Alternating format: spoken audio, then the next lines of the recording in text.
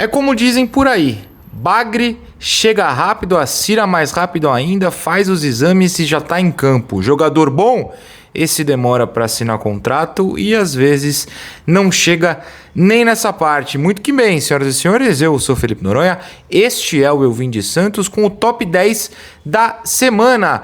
E o top 10 dessa semana é o top 10 negociações enroladas do Santos, né? Vivemos aí o caso Loyola nas últimas semanas, uma novela eterna, mas não é a primeira vez e, claro, não será a última em que uma novela domina uma negociação do Santos. A gente vai passar por isso quantas vezes vocês imaginarem. E talvez aumente esse número aí, porque será alto. Esse será o nosso top 10, mas a minha lista inicial, que nem foi tão longe assim, eu não fui muito além dos anos 2010. Minha lista inicial teve 19 nomes.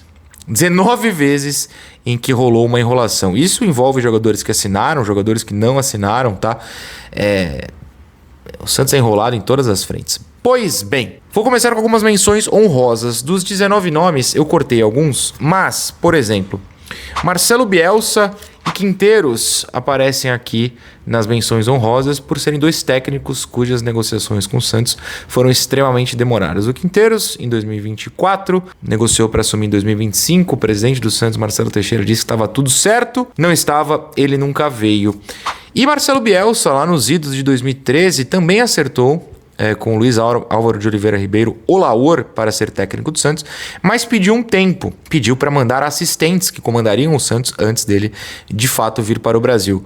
A negociação demorou e o Santos desistiu por causa dessa ideia. E digo mais, foi um grande erro do Laor. Outras menções honrosas envolvem dois jogadores do atual elenco, Zé Rafael e Arão. O Zé Rafael que negou o Santos 3 vezes antes de acertar, ou antes de aceitar até, melhor dizendo, e o Arão, que tem a esposa, né, que não queria sair da Grécia, mas ele acabou vindo para o Santos Futebol Clube. O Thiago Maia também não está na lista, mas é só porque eu não estava afim de falar do Thiago Maia para não dar ideia, porque aquele caso foi muito chato.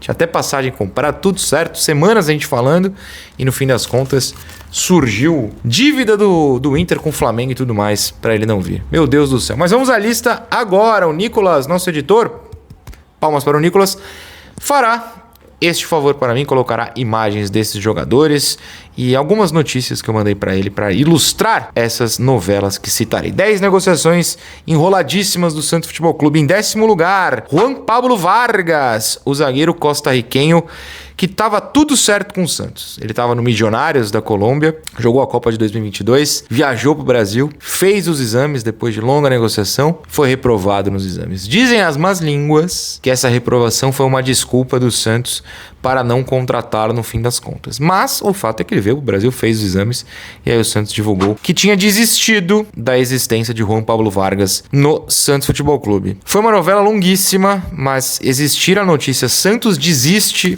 é realmente tocante. Em 9º lugar, vou viajar um pouco para o passado, mas não em 2015, quando ele veio pela segunda vez, e sim para 2003, porque o 9º lugar fica com o Ricardo Oliveira, ou melhor, claro, né? A negociação pelo Ricardo Oliveira. Se você não sabe, o Ricardo Oliveira se destacou muito no Brasileiro de 2002 pela Portuguesa.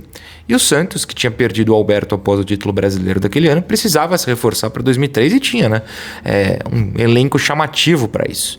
Pois bem, sem centroavante, o Santos foi atrás do Ricardo Oliveira e acertou com ele. O Santos foi noticiado em diversos lugares, tipo Folha de São Paulo, que tinha tudo certo no começo de janeiro para o Ricardo Oliveira jogar no Santos. A estreia do Santos era no dia 25. Eu lembro bem isso sem precisar pesquisar, porque o Santos estreou no Paulista na mesma data da final da Copinha, que o Santo André do Nunes, lembra dele? Ganhou do Palmeiras de Wagner Love, lembra dele? Só que aí a Lusa falou, não, veja bem, por que raios eu vou perder meu jogador? E aí, um foi para a justiça para pedir a saída, a outra, no caso a Lusa, foi à justiça para conseguir a manutenção. A justiça em algum momento deu a chance do Ricardo Oliveira sair, em outro momento cassou a liminar, mas no final, no dia 25, o Ricardo Oliveira estava jogando pelo Santos. Foi muito confusa a negociação, teve muita situação judicial, mas o Ricardo Oliveira, como vocês sabem, veio para o Santos e jogou muita bola, inclusive, em 2025. Aliás, a Portuguesa devia dinheiro para o Ricardo Oliveira e só em 2015, o Ricardo disse que finalmente tinha perdoado essa dívida. Olha o quanto foi longo, mas aí já não envolvia mais o Santos. 8º lugar, Montilho. Você pode falar Montijo também, se quiser. Eu vou inventar aqui qualquer jeito de falar. O Santos passou meses em 2012. Tem notícias de novembro, tem notícias de dezembro. Enfim, tentando comprar o Montijo junto ao Cruzeiro. Só foi fechar, de fato, em janeiro. A primeira notícia é do dia 4 de janeiro de 2013. O Santos, então, comprou 60% dos direitos do Montijo junto ao Cruzeiro, na então contratação mais cara da história do clube. Mas duraram meses as negociações, tudo isso para um pouco depois o Damião virar a contratação mais cara da história do clube. Show! Mas o Montijo veio pro Santos, né? Um cara que não veio pro Santos fica no 7º lugar, Eduardo Vargas, que já apareceu com o interesse do Santos umas 200 vezes, né? Tinha uma época em que toda pré-temporada o Santos tinha interesse no Vargas. Mas em 2013, essa novela se alongou bastante. De novembro até janeiro do ano seguinte, no caso dia 14, o Santos tentava o Vargas, acertou salário com o Vargas, mas aí o Napoli no primeiro momento não queria, num segundo momento também não. Aí os dirigentes do Santos começaram a se irritar com o Napoli. Aí o Napoli falou, não, beleza, mas aí surgiram outros concorrentes. Então toda semana, ou todo dia, basicamente uma notícia tipo, Santos confirma negociações, mas diz que acerto está distante. Santos acerta salários, mas Napoli não quer. Santos deve fechar a contratação de Vargas até o fim dessa semana. Rolavam essas promessas. Aí a concorrência irritava os dirigentes. Aí o Santos prometeu até uma sexta-feira, já com o plano B. Enfim, ninguém chegou. E o Santos não conseguiu o Vargas junto ao Napoli. Lembrando que isso é antes da Copa de 2014, quando o Vargas brilhou ainda mais, né? Com o Chile, que eliminou a Espanha e acabou caindo para o Brasil. E se você acha que pressão de jogador funciona, tem notícias daquela época. Santos se irrita com o Napoli e põe esperança em pressão de Vargas. Não deu certo. 6º lugar, Lucas Blondel. Há alguns anos, em 2023, o Santos estava desesperado pro lateral direito. Essa frase serve para 2025, 24, 23, 22, 21, 20, 19, 18, 17, 16, 15 com certeza, não porque tinha o Vitor Ferraz, mas desde então essa frase serve para todo ano. E aí o Santos foi no Tigre da Argentina e falou, pô, queremos esse camarada aí chamado Blondel. Foi um negócio tão louco que a imprensa que cobre o Santos chegou a cravar o Blondel.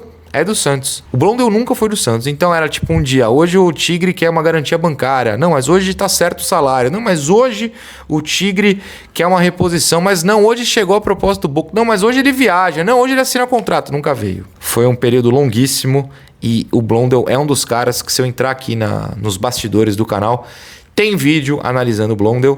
Vocês jamais verão, porque ele não veio. Ele tá no Boca, inclusive. Em 5º lugar, eu falei negociações no título. Eu não falei jogadores. Nas menções honrosas tivemos 2 técnicos.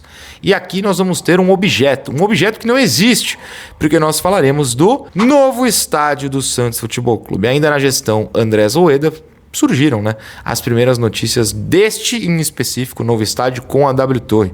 Foi votado pelos sócios a parceria com a W Torre. Tivemos o estádio com, melhor dizendo, a maquete do estádio, com ciclovia, sem cobertura, com cobertura, arquibancada para 30 mil, arquibancada para 20 mil, arquibancada é ótimo, arquibancada removível, arquibancada não sei o que, gramado não sei aonde, estacionamento aqui, estacionamento ali, Santos Store, papapá, o estádio não existe. Marcelo Teixeira assumiu, não, vamos assinar, não, vamos fazer o memorando MOU, e faz o MOU, e faz o MAU, e faz o MIL, e não faz nada, e o nada tem vencido até agora, e fomos chamados de patetas. Olha só, eles acabaram de anunciar, tem um novo estádio, cadê? Uma negociação que dura anos e anos, eu coloquei em 5º lugar, só para não ser medalhista, não merece, porque eu detesto essa negociação.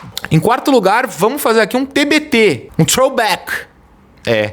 Só que vamos falar português, porque estamos falando de um jogador que fala português. Ricardo Quaresma. Esse aqui é um TBT para os primórdios do canal, ali em 2020, nós entrando no 2º ano, não, quando foi criado em 2019, no 2º ano do canal, foi a primeira vez que eu percebi, meu Deus do céu, Quaresma, Quaresma. E que para não falar de Quaresma eu teria de resistir muito. Porque eu sabia que ele não vinha. E ele não veio. Mas chegou um momento que eu falei, eu vou ter que falar só para parar com isso. Foi uma fase bem difícil para todo mundo que cobriu o Santos. Ricardo Quaresma é pedido por Gesualdo de Oliveira. Gesualdo... Era de Oliveira? Ou Gesualdo, vocês lembram? Eu já até esqueci o sobrenome dele porque eu não gosto dele. Que... esteja vivo aí em algum lugar, mas pelo amor de Deus. Mas o Quaresma foi aquela negociação que, tipo, na verdade não existia, mas a torcida pediu tanto, isso eu lembro bem, que o Santos foi atrás perguntar e não tinha condição financeira de trazer, mas foram meses com... E o Quaresma? Foi bem difícil. Mas era uma outra fase, né? Essa história de internet realmente influenciar, apesar de ter histórias do Orkut, olha só que loucura. Começou ali por 2020 mesmo, de tipo, os dirigentes do Santos prestarem mais atenção em dicas, né, que vinham na internet e até aceitarem essa pressão. Mas vamos para os medalhistas. Em terceiro lugar, Cristaldo, por um simples motivo. O Santos queria contratar, o Cristaldo queria vir, não veio. E chorou, lágrimas caíram, segundo André Rueda, do rosto de Cristaldo ao telefone. Eu fico imaginando como foi essa ligação em que o Cristaldo chorou para o Rueda. Oh, meu Deus! Dio mío, no, Dio mío no es espanhol. Dios, yo quiero mucho ir a Santos de Brasil, pero no puedo. Será que foi assim? Ou será que o Rueda inventou? Mas a história é curiosa. Cristaldo foi para o Grêmio. Segundo lugar, medalha de prata. Na minha primeira listagem no caderninho que está aqui, eu coloquei em primeiro lugar, mas foi um momento de falha minha, porque eu esqueci que o primeiro lugar é óbvio. Mas o segundo lugar envolveu pendrive, vídeo com os destaques turísticos de Santos. E claro, ele nunca veio. Roberto Pereira, lembra dele? Ele que saiu da Udinese, ficou meses negociando com o Santos. O Galo viajou para Itália para convencer um jogador argentino a vir morar em Santos. Fez pendrive em 2023. E ele não veio. Uma das novelas não só mais demoradas, como absurdas e tristes da história do Santos. Afinal de contas, é em 2023, foi em 2023. E o ano de 2023 foi desastroso. Um dos motivos é que tínhamos um dirigente que levava pendrive com pontos turísticos da cidade para convencer um jogador.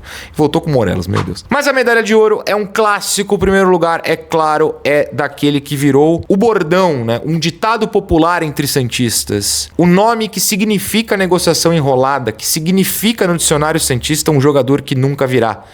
Ele, o armeno Lucas Zelarayan, que joga na seleção da Armênia até hoje, inclusive. Zelarayan tem matérias na internet cravando a chegada. Estamos esperando até hoje. Onde está Zelarayan? Qualquer que seja a negociação enrolada, do Pereira, do Loyola, do Arão, alguém manda. E o Zelarayan?